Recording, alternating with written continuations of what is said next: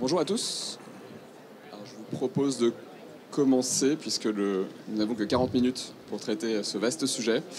Donc BPI France Assurance Export a le plaisir d'organiser pour la seconde année consécutive un atelier dédié aux PME et aux ETI de l'industrie de la défense. Donc alors que l'export est régulièrement présenté comme un enjeu crucial pour la BITD, 3 exportateurs sont venus partager aujourd'hui leur retour d'expérience avec ceux qui souhaiteraient se lancer pour la première fois en tant que prime contractor. Donc nous remercions très chaleureusement Patrice Meunier, Camille Gaquière, Sylvain Maziero ainsi que Théo Géandro. Et j'ai passé la parole sans plus tarder à Théo qui va modérer cet atelier et qui est donc le responsable des affaires internationales et export du GICAT. Oui, merci Dorian. Donc bonjour à tous, bienvenue pour cet atelier dont la thématique est industrie de défense alors que la France conforte sa place de 3e exportateur mondial.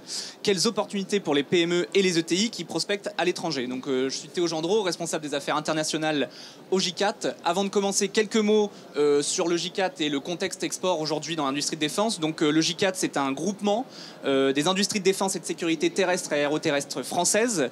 On fédère aujourd'hui 430 entreprises françaises de la base industrielle et technologique de défense, donc BITD, et on représente un chiffre d'affaires aujourd'hui de 8,5 milliards d'euros. Donc notre rôle en tant que groupement d'industriels, c'est de promouvoir le savoir-faire des industries françaises de la défense auprès des autorités françaises et auprès, en ce qui me concerne, des autorités étrangères pour l'export. Donc justement, l'export représente pour ce secteur, l'industrie de défense, une activité absolument essentielle parce qu'elle est indissociable évidemment de la politique de défense française, elle s'inscrit pleinement dans le cadre de ses relations internationales et elle permet aux industriels de maintenir de bons niveaux de production, de R&D et d'innovation qui ne seraient pas assurés par la simple commande française, d'accord ? Parce que le ministère des Armées passe évidemment commande auprès des industriels français, mais cela ne suffit pas à innerver l'ensemble du tissu de la BITD française. Donc l'export, c'est essentiel.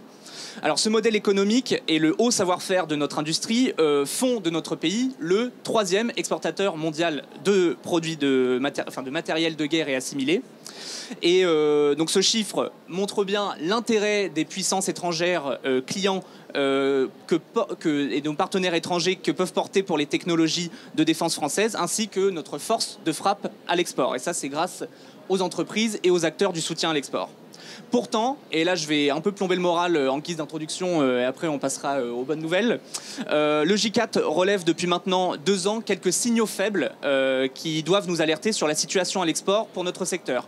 En effet, nous sommes passés pour le secteur terrestre de 50% du chiffre d'affaires réalisé à l'export en 2019 à 38% en 2021.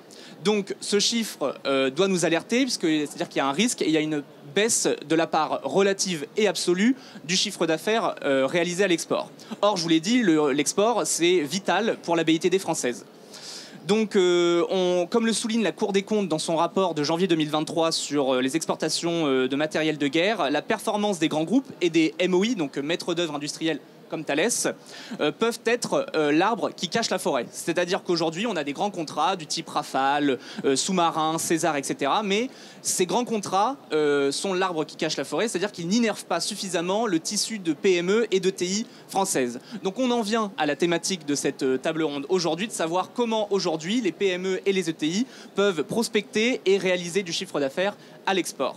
Donc il existe évidemment un certain nombre de défis pour ces PME, pour explorer, on va donc explorer ces difficultés, mais il existe évidemment des opportunités pour surmonter ces difficultés et on va en parler avec MC2 Technologies, représenté par Camille, avec Metravib, représenté par Patrice, et avec une petite PME de 10 personnes que Thales. Voilà. Je commence sans plus tarder avec la première difficulté, c'est quand on est une PME, partir à l'étranger et c'est d'identifier un partenaire et un partenaire local fiable. Camille, je te pose la question, aujourd'hui, comment les PME et les ETI peuvent trouver des partenaires locaux fiables dans leurs activités à l'étranger ? Donc, bonjour à tous, Camille Gaquière, je suis responsable commercial et responsable export contrôle chez MC2 Technologies. Donc, quelques mots brièvement sur MC2. Donc, on est une société dans la lutte anti-drone et lutte anti-ED. On fournit donc les autorités en France. Donc, effectivement, merci Théo pour l'introduction. Trouver des partenaires fiables à l'étranger, c'est un point indispensable pour le développement d'une société à l'export. Qu'est-ce que cela nous apporte ? Quels sont les avantages ? Typiquement, on va avoir un relais local sur place qui va connaître le marché, connaître les rouages, comment ça fonctionne, connaître la culture, mais aussi toutes les législations en vigueur. On va aussi avoir un relais physique. Logistiquement, les PME ne sont pas dimensionnées pour avoir des filiales, des joint ventures. On ne peut pas détacher typiquement un commercial qui va voyager aux quatre coins du monde semaine après semaine pour aller voir les clients, pour aller au contact, faire les réunions de relance, les réunions techniques, les réunions commerciales. Typiquement, nos partenaires sur place, locaux, avec leur réseau déjà bien établi, vont pouvoir aller au contact du client. Donc ces avantages-là, on va pouvoir en bénéficier si et seulement si on a des partenaires qui sont bien identifiés, des partenaires crédibles. Et là est toute la difficulté finalement, c'est de trouver ces partenaires crédibles qui vont nous pousser à l'export. Et pour cela, on va s'appuyer sur différents leviers. Le premier, et puis je vais citer d'ailleurs Thales qui est représenté aujourd'hui, avec qui on a l'occasion et la chance de travailler sur le territoire national, notamment sur Parade, avec un gros programme de lutte anti-drone pour les autorités françaises. Voilà, on peut très bien fonctionner avec des partenaires et des intégrateurs sur le sol national comme à l'export. Je pense aussi à Nexter avec qui nous travaillons et qui met en avant les PME également pour pouvoir intégrer des solutions de lutte anti-drone sur véhicules. Là aussi, c'est un sacré tremplin pour nous en tant que PME pour aller challenger d'autres opportunités à l'export avec ces industriels. Le second levier que j'identifie, c'est bien évidemment la team France Export, donc BPI France, Business France qui nous suit de près également, la CCI.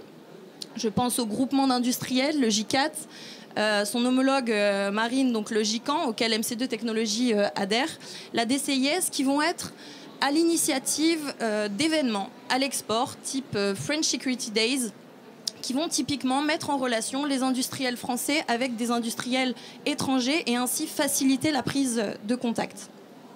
Tout cela est chapeauté, ça arrive de ce fait au troisième point et au troisième levier, par le réseau ambassade.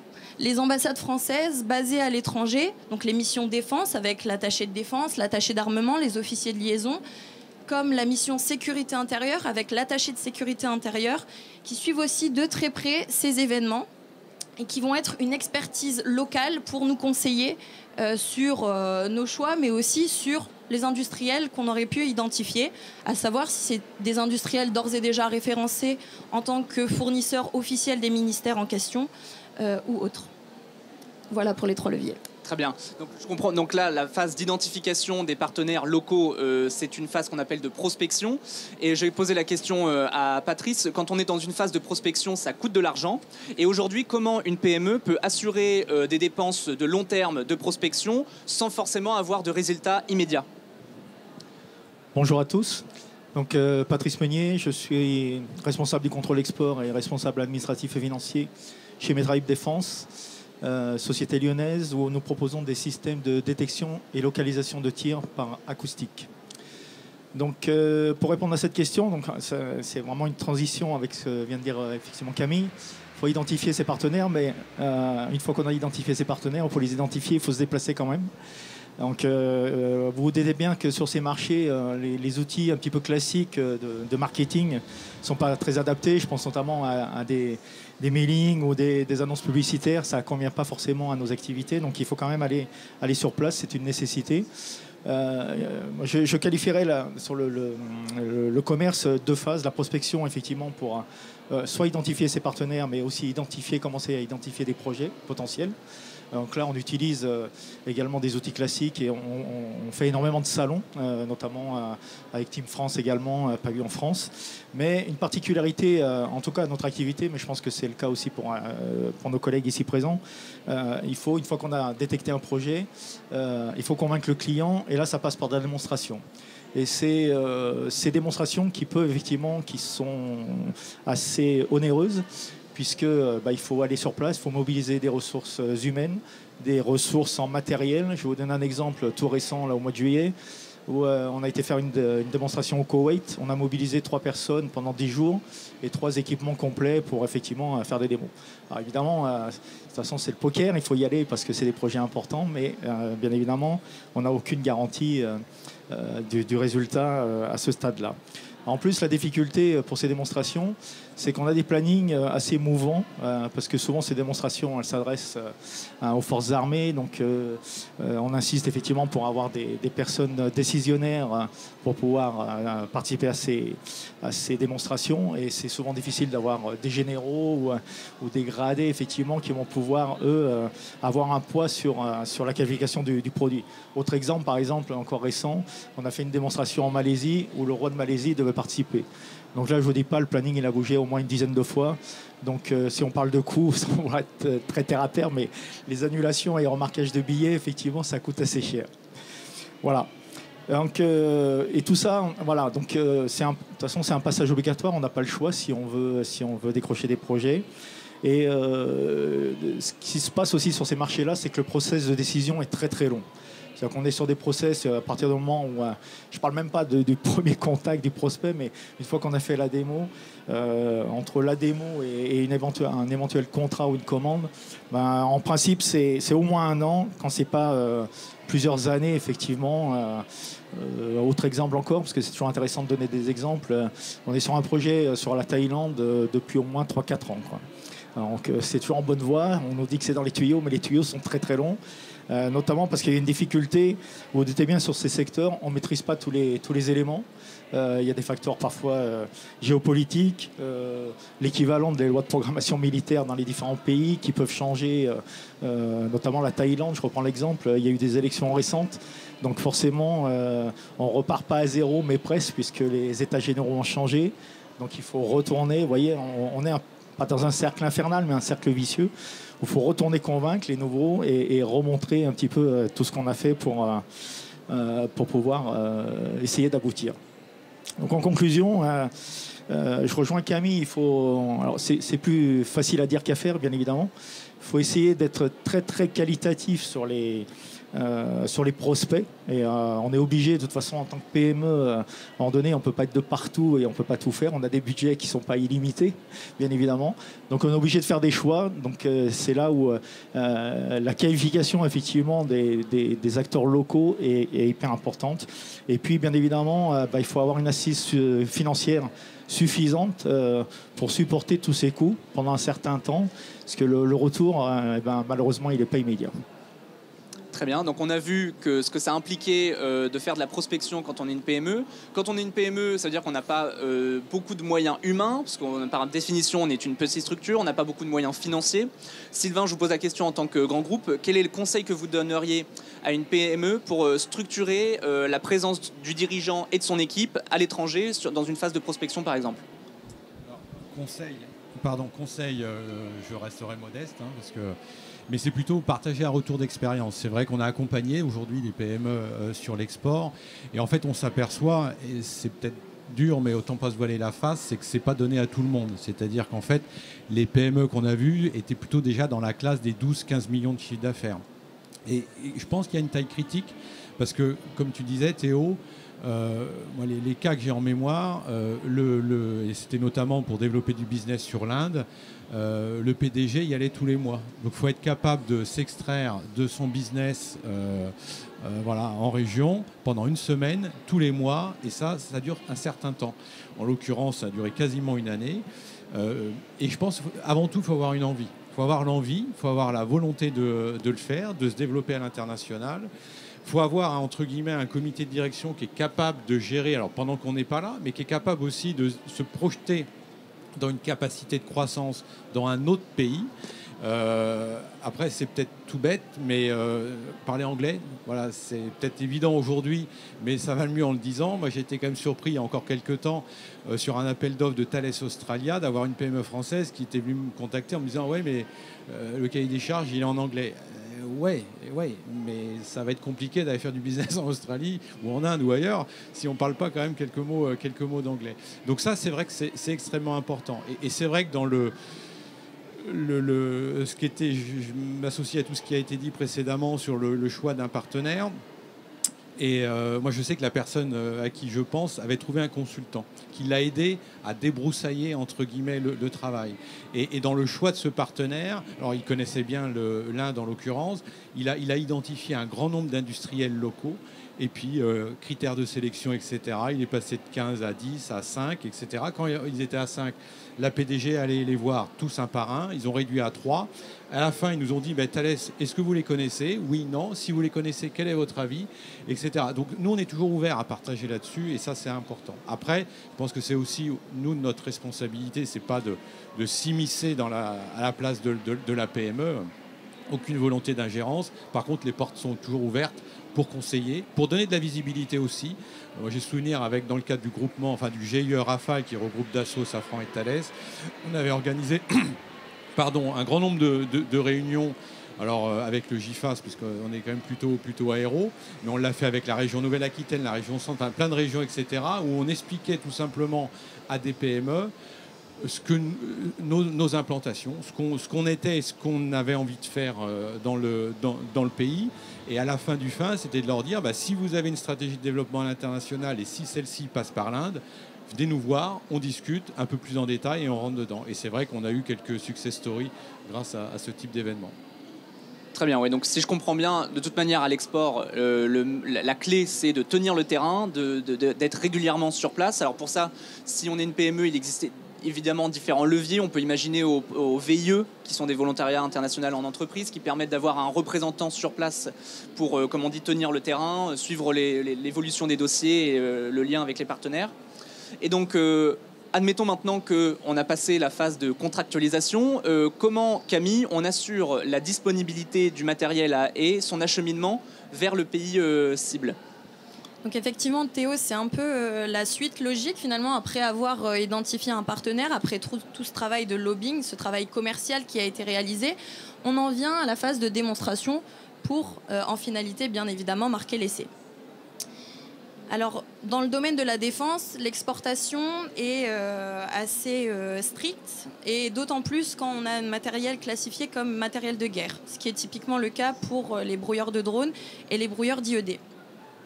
Donc, cette réglementation est orchestrée notamment par l'administration française, donc par la DGA, qui vient chapeauter et notifier des licences d'exportation aux industriels.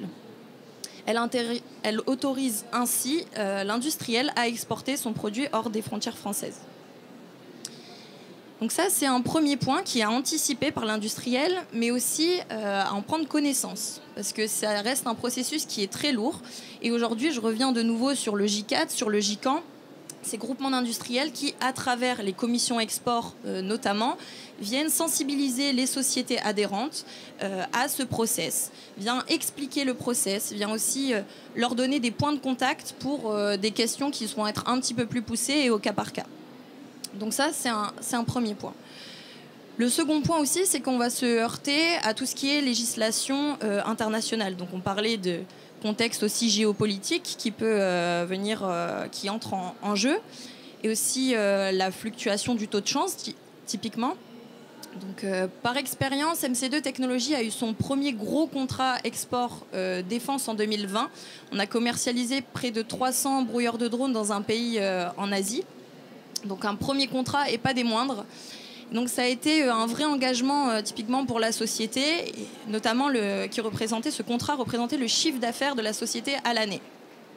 Donc là, on a été supporté notamment par BPI pour avoir une assurance change qui nous a permis d'aborder bien plus sereinement ce contrat et d'aller challenger justement sereinement de gros contrats ici à l'export. Voilà, et aujourd'hui, on est ravis d'être aussi éligible à la team France Export 2030 pour pouvoir aborder de nouveaux challenges qui arriveront, toujours accompagnés de la team France Export dans le futur. Très bien. Et on voit aussi, donc avant d'ailleurs que le produit soit acheminé vers le pays client peut demander deux choses, soit l'émission de caution significative, ou bien le paiement en devises étrangères. Alors Patrice, aujourd'hui, quels sont les outils financiers qui permettent de réduire les risques qui sont liés à ces deux façons de fonctionner parfois dans les pays clients ? Oui, alors c'est très fréquent effectivement, une fois qu'on a obtenu un contrat, qu'il y ait des demandes de caution, typiquement caution de restitution d'acompte ou garantie de bonne fin, ce qu'on appelle performance bond, voilà, ce type de caution. Donc c'est un process également assez long. Alors les outils, pour les garanties, je veux dire deux choses. Le premier outil, c'est votre banque, puisque c'est auprès d'elle que vous allez solliciter ces garanties. Et là, il faut savoir que les garanties auprès des banques, c'est considéré comme un crédit. Donc il faut avoir des lignes de crédit, soit spécifiques pour ces cautions, soit un ensemble d'une ligne de crédit dans laquelle vous allez pouvoir taper. Donc si vous avez à un moment donné un gros contrat qui tombe, soyez vigilants, il faut effectivement être sûr que vous avez des lignes de crédit associées qui vous permettront de répondre favorablement à ces demandes de caution. Une autre information intéressante, justement, alors comme outil qu'on peut utiliser pour pallier à ça, j'ai participé la semaine dernière à une réunion du contrôle export J4 où il y avait un intervenant de la Direction générale du Trésor où effectivement il a confirmé que la Direction générale du Trésor vis-à-vis des PME-PMI peut être un support effectivement pour l'émission de ces garanties.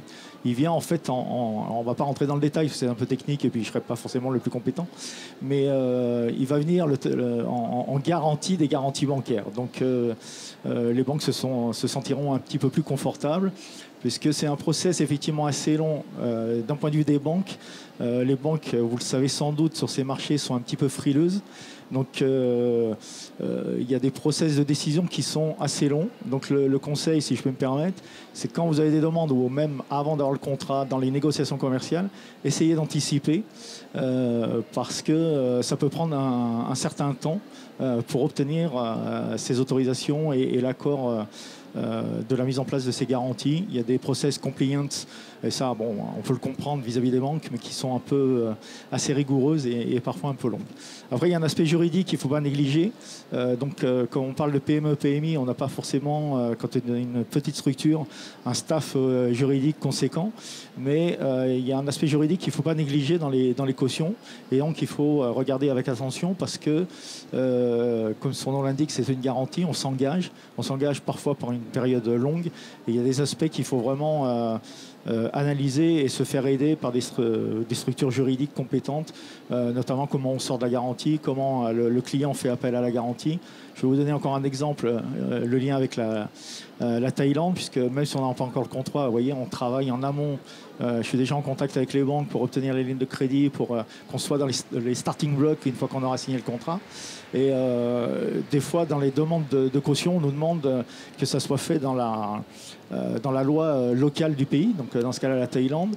Si on accepte ça, on sera engagé pour 10 ans, même une fois le contrat terminé. Donc vous vous doutez bien qu'on ne veut pas s'engager là-dedans. Et là, il y a un bras de force qui s'opère effectivement entre le commercial et le client. Donc encore une fois, l'anticipation est conseillée. Voilà pour les cautions. Un mot, mais Camille l'a dit effectivement sur le change. Là, les outils, moi je veux simplement donner un exemple tout récent avec BPI France. Sur ces marchés, encore une fois, c'est une chance. En tout cas, on atteint parfois des territoires un petit peu exotiques et on a signé un contrat récemment avec le Botswana. On n'a pas réussi effectivement à ce que le contrat soit en euros, il était en monnaie locale, c'est-à-dire le pula, pour information. Et forcément, notre direction nous demandait d'avoir une garantie de change. Et là, BPI, effectivement, on s'est tourné vers BPI parce que, encore une fois, nos banques ne savaient pas faire, nos banques traditionnelles ne savaient pas faire, puisque le pula n'est pas une monnaie traditionnelle et convertible, en tout cas négociable. Donc on est passé par BPI qui a fait un montage un petit peu compliqué, là encore je ne vais pas rentrer dans les détails. On est passé en fait par du ZAR de l'Afrique du Sud pour effectivement faire un montage, mais ça nous a bien aidé puisque au final effectivement ça nous a permis de ne pas être en perte sur ce contrat-là. Merci Patrice. Donc on en arrive aux bonnes nouvelles finalement avec différents contrats et ça me permet de faire la transition avec maintenant les opportunités. On vient de passer en revue quelques-unes des difficultés pour les PME qui s'internationalisent ou qui vont à l'export. Aujourd'hui, il y a différents mécanismes qui sont mis en œuvre en France par soit des plans, soit les groupements, soit les clusters de compétitivité territoriaux, soit BPI France, on vient d'en parler. On va y venir. Le plan d'action PME, Sylvain, comment ce plan peut-il aider à mobiliser un soutien accru auprès des PME et des ETI dans leurs efforts d'exportation ? C'est vrai que c'est un plan qui a été signé par le ministère des Armées avec les 7 grands maîtres d'œuvre industriels de défense, dont Thales, qui nous engage d'une manière générale vis-à-vis des PME. Après, bon, ça formalise les choses. Historiquement, et je parle là pour Thales, on le fait sans avoir de convention particulière. L'année dernière, on a engagé sur 3 milliards d'achats en France, il y en a eu 2 milliards qui ont été confiés à 4000 PME et ETI, et indépendamment du plan. Mais c'est vrai que dans ce plan, il y a un volet export, et c'est vrai que ça peut quand même avoir un intérêt. Et c'est vrai que pour partir à l'export avec un des grands maîtres d'œuvre industriels de défense, il y a plusieurs solutions. Il y a soit être qualifié dans la supply chain d'un des grands programmes. Parce que le ministre précédent, Florence Parly, disait le business model de la défense française, c'est l'export. Et parce que sans l'export, on ne peut pas se payer les hautes technologies pour nos forces armées. Et c'est vrai que si on est qualifié sur ces programmes qui sont vendus à l'export, tu parlais du Rafale tout à l'heure, derrière le Rafale, il y a 500 PME. Hein. C'est pas négligeable. Et les industriels que nous sommes ne changeons pas de supply chain parce que c'est plus la France et que c'est l'export. C'est tellement long de qualifier un fournisseur sur des programmes comme ça. S'ils sont qualifiés pour la France, on les embarque. Alors, jusqu'à temps que le programme dure. Donc ça, c'est vrai que c'est la première opportunité. La deuxième, c'est de se dire que dans tous ces grands programmes, enfin en tout cas tous les grandes ventes de contrats à l'export sont associées à des contrats de compensation, ce qu'on appelle classiquement les offsets. Et c'est vrai que dans le cadre de ces offsets, nous menons des opérations. Et on a des programmes sur l'Inde, aujourd'hui on a des programmes sur les EAU, on a des programmes plus proches en Grèce, etc. où nous, on cherche à développer des partenariats. Et c'est vrai que quand des PME sont intéressés pour aller s'implanter là-bas, on peut doublement les accompagner parce qu'en fait, on est dans une logique de win-win. C'est la PME, on l'emmène à l'export et elle va s'installer dans un nouveau pays, développer du business. Et c'est vrai que les retours d'expérience montrent qu'en fait, globalement, à terme, les entreprises font x2 en termes de taille, sans toucher à la taille initiale de l'entreprise, donc sans aucune réduction d'emplois en France, etc. Ce n'est pas du tout le sujet. Mais par contre, elle se développe. Encore une récemment qui m'avait dit, parce que j'étais en Inde, j'ai rencontré General Electric Healthcare et j'ai attrapé un contrat aux États-Unis avec eux et ils ne seraient jamais venus me voir en Occitanie. Voilà. Donc ça donne de la visibilité une fois qu'on a passé le cap. Pareil, une autre PME qui était en Inde a attrapé un contrat pour l'Agence spatiale de Singapour. Donc c'est vrai que c'est un effort, et ça je pense qu'on l'a entendu ce matin, mais qui peut être payant à terme. Mais ça sera sur le moyen long terme et pas le court terme. Donc pour moi, il y a deux possibilités. C'est soit de se dire on est qualifié déjà dans les supply d'un grand programme, ou sinon on rentre dans les programmes d'offset des grands maîtres d'œuvre. C'est un bon moyen d'être accompagné et partir à l'export. Et ça se propose sur les compensations industrielles. Nous, au GICAT, on a mené un groupe de travail sur les compensations industrielles qui vise à mettre en relation les MOI comme Thales, Arcus, MBDA, Nexter, avec des PME qui ont une vraie proposition de valeur à faire et qui ont les reins assez solides pour être embarqués dans un projet de compensation industrielle. Juste pardon pour préciser, parce que j'ai beaucoup entendu parler de GICAT et de GICAN et c'est très bien, mais ce qu'il faut comprendre, c'est qu'en fait, les trois domaines, que ce soit le terrestre, le naval ou l'aérien, sont regroupés dans des groupements professionnels avec les membres et des comités PME, etc. Et tous ces trois groupements sont sous la houlette de ce qu'on appelle le CIDEF, c'est le Comité des industriels français de la défense, et qui permet de parler d'une seule voix, notamment à l'exportation. Mais c'est vrai que le travail que les commissions internationales font dans les trois groupements est assez remarquable. J'étais la semaine dernière à Washington et l'attaché de défense me disait que la semaine prochaine il y a le salon OSA, donc c'est US Army USA, donc qui est plutôt orienté terrestre, et il y a déjà plein de PME qui ont prévu d'être exposants. Et évidemment, son intention, c'était de les rencontrer pour pouvoir les aider, etc. Et souvent de prendre le bon avocat qui va bien.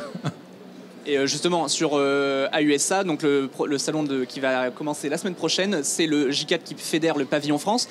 Et donc, j'en viens justement aux autres services qui peuvent être proposés aux PME et aux ETI qui souhaitent aller à l'export. C'est évidemment l'accompagnement des groupements sur des salons. Donc, évidemment, les groupements, les différents GIFAS, GICAN et GICAT organisent certains salons comme Eurosatori, Euronaval ou Le Bourget, qui sont normalement bien connus en France. Mais on a aussi des logiques de pavillon France où on fédère un certain nombre de PME et d'ETI sur un espace donné dans un salon, donc ça sera le cas à USA. Mais je ne sais pas si Camille, tu as des exemples de salons sur lesquels vous avez déjà exposé grâce au groupement. Oui, bien sûr. Effectivement, donc typiquement DFEA en Grèce, il y a eu effectivement MC2 Technologies, on est très actif, très dynamique aussi dans les salons, on est en forte collaboration avec le J4 et c'est vrai que c'est une réelle plus-value pour nous d'être fédérés donc au sein du pavillon français. Parce que ça nous donne de la visibilité, une crédibilité aussi derrière tout ça. Voilà, on est une entreprise de défense, on a déjà nos références en France.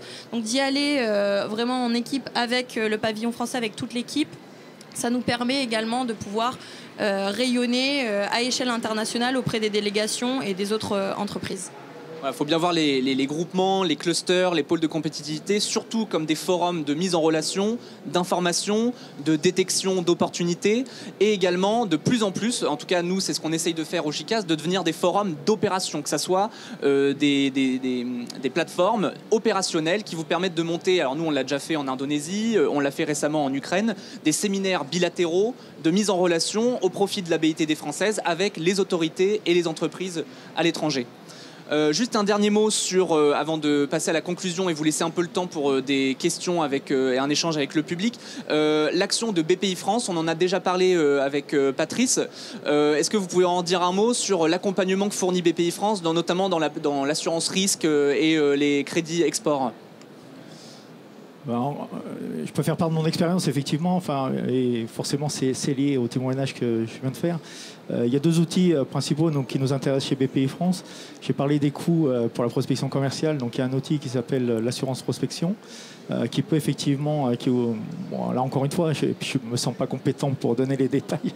Je laisse le soin à BPI d'en donner plus, mais ça peut être une bonne opportunité pour des PME, PMI comme la nôtre, à un moment donné, de donner un boost effectivement sur la prospection commerciale. Donc ça, c'est le premier outil que nous, on regarde de près, qu'on a déjà utilisé dans le passé. Et puis, les garanties de change, effectivement, que j'ai évoquées, avec ce dernier en date pour le Botswana. Après, il y a des choses qu'on regarde avec intérêt aussi, qui sont, à mon avis, intéressantes. C'est que ce sont des prêts que BPI peut proposer, en fait, à vos acheteurs. Donc, alors, c'est relativement rare, mais on a eu des cas dans le passé où effectivement l'acheteur cherche un financement et là BPI a des solutions effectivement à proposer qui peuvent être assez intéressantes et peuvent effectivement vous aider dans ces démarches-là. J'ajouterais que la Cour des comptes, dans son rapport de janvier 2023, indiquait notamment qu'une grande majorité des PME et des ETI ne connaissaient pas suffisamment l'ensemble des services que pouvait offrir notamment BPI France via l'assurance crédit, l'assurance change, l'assurance prospection. Donc c'est un point qui est à prendre en compte, c'est-à-dire qu'aujourd'hui il existe énormément de services pour accompagner les PME qui souhaitent aller à l'export et il y a un travail de pédagogie désormais à faire et BPI, les groupements, les clusters prennent leur part dans ce domaine. Je vais en venir à la conclusion pour vous laisser quelques minutes d'échange avec le public. Donc, qu'est-ce qu'il faut retenir ? C'est qu'aujourd'hui, le marché mondial de la défense évolue. Il y a 3 évolutions, en tout cas 3 tendances qui sont majeures. C'est une compétition accrue, évidemment, avec des acteurs classiques comme les États-Unis ou les Britanniques ou d'autres. Il y a maintenant l'émergence de nouveaux acteurs avec une force de frappe technologique et commerciale qui est très importante. Je pense notamment à la Corée du Sud ou à la Turquie, qui aujourd'hui, on le voit très bien sur des marchés notamment européens, sont en train de prendre des parts de marché significatives sur un marché pourtant naturel pour la France. Et enfin, on en a parlé avec les compensations industrielles, c'est la généralisation des demandes d'offset chez les pays clients. On pense à l'Inde, les Émirats, etc. Donc ça, ce sont... Alors les offsets en particulier, ça représente à la fois une opportunité pour les entreprises françaises si elles arrivent à répondre aux demandes d'obligation d'offset, mais ça peut représenter un risque, notamment quand on parle de transfert de technologie, parce qu'il y a un risque évidemment pour la souveraineté française. Donc aujourd'hui, il existe une voie assez étroite qui consiste à dire pour la BITD française que l'export est indispensable. On parlait de survie de la BITD, s'il n'y a pas d'export, il n'y a plus de BITD française. Et en même temps, il y a une demande de vigilance pour ne pas se créer de concurrents, notamment avec la partie compensation industrielle. Donc c'est un enjeu d'autant plus grand pour les PME de notre secteur, dont certaines font figure de pépites. Alors heureusement, ces entreprises peuvent compter sur le soutien d'un réseau d'acteurs du soutien à l'export, au premier rang desquels les groupements, les pôles de compétitivité, l'État et BPI France. Donc le constat évoqué en introduction doit être, à notre sens, un tremplin pour une réponse française à travers 4 piliers. Le premier, c'est agir collectivement le fameux chasser en meute, on l'a vu tout à l'heure entre PME et MOI, c'est important, c'est le rôle des groupements également. Donc voilà, dès l'avant-vente, hein, pas forcément après une mission. Prioriser les efforts. Patrice, vous en parliez, il faut faire des choix. Quand on est une PME et qu'on va à l'export, ça veut dire qu'il faut prioriser les pays qui ont le plus fort potentiel et il faut s'inscrire dans la durée. C'est le fameux tenir le terrain. On choisit des pays prioritaires et après on s'y implante, on les suit de près et on s'y implante. Ensuite, miser sur la coopération, qui est un facteur, à mon sens, différenciant aujourd'hui si les entreprises françaises jouent le jeu de la coopération. Ne plus simplement voir le pays dans lequel on va s'implanter et qui va être le futur client comme un client à proprement parler, mais bien comme un partenaire où on mise sur la coopération. Et c'est le sens aujourd'hui des demandes de compensation industrielle. Hein. Ces pays-là ne font pas des demandes de compensation industrielle pour le plaisir. Évidemment, leur but pour eux, c'est de développer leur BITD. Et enfin, le dernier axe, c'est s'offrir de la marge et en termes de stock, de production. Et c'est-à-dire qu'il faut réfléchir bien en amont à l'exportabilité des produits qui sont aujourd'hui produits par les entreprises françaises. Donc, si je dois terminer en un mot, c'est que pour les PME et les ETI de la défense, il faut évidemment garder son enthousiasme. C'est un parcours du combattant, mais si on est tenace et qu'on a une vraie offre avec une vraie valeur ajoutée, normalement, l'export devient un marché naturel. Voilà. Merci à tous pour votre attention. Je remercie BPI France pour l'invitation à cette table ronde et je pense qu'on a maintenant 3 minutes 37 pour quelques questions. Bonjour, vous avez parlé des contrats offset. J'ai cru comprendre que les contrats offset, ça concernait des contrats de plus de 10 milliards d'euros. Donc comment la PME peut être impliquée directement sur ce genre de choses? Est-ce que c'est via des grandes entreprises comme Thales, par exemple? Oui, merci. Alors en effet, les offsets se déclenchent à partir d'un certain montant de contrat. Alors vous dites 10 milliards d'euros, c'est pas toujours vrai parce qu'en fait chaque pays a sa propre politique en matière d'offset. Hein. Donc entre l'Inde, les Émirats, les montants sont pas les mêmes. Hein.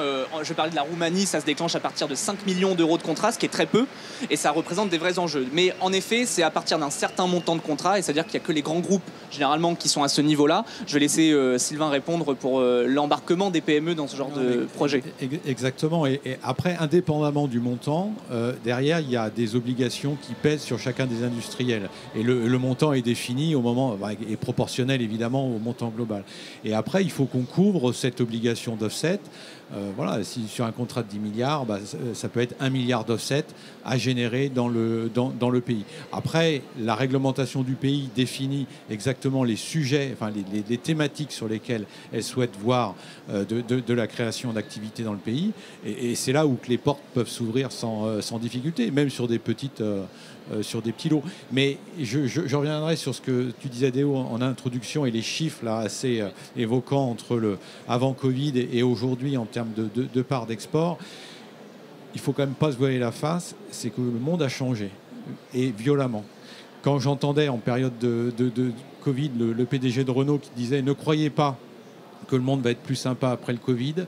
Au contraire, la compétitivité sera encore plus exacerbée. » Et c'est malheureusement la réalité à laquelle on doit faire face.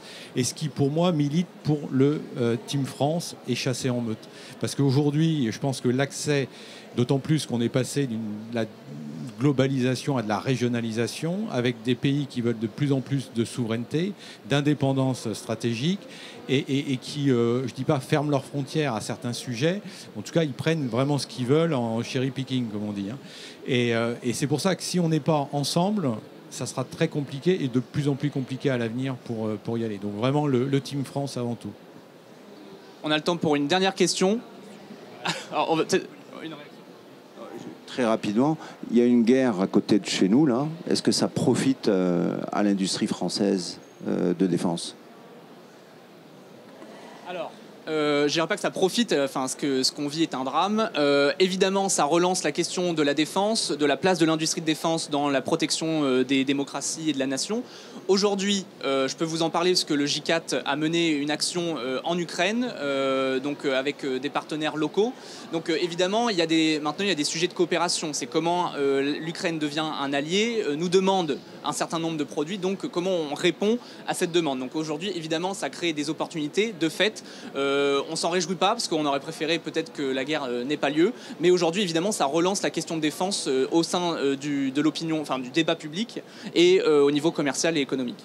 Et la récente visite du ministre Lecornu allait dans ce sens-là, pour positionner la France comme un vrai partenaire stratégique industriel de l'Ukraine. Donc c'est vrai que initialement, on serait tous passés d'une guerre. Le fait est qu'aujourd'hui, il y a des besoins qu'il faut couvrir. Mais comme pour la France, la LPM est assez ambitieuse. Il y a quand même toute l'économie de guerre l'économie de défense qui est en train de se mettre en place. Et c'est vrai que la DGA tire beaucoup dans ce sens-là. Donc des opportunités, il y en a en France, il y en a en dehors de France. Et je pense que pour les 10 prochaines années, sans boule de cristal, c'est quand même assez facile de pouvoir affirmer ça. Voilà, on a terminé, le temps est imparti. Merci à tous pour votre attention et bonne journée.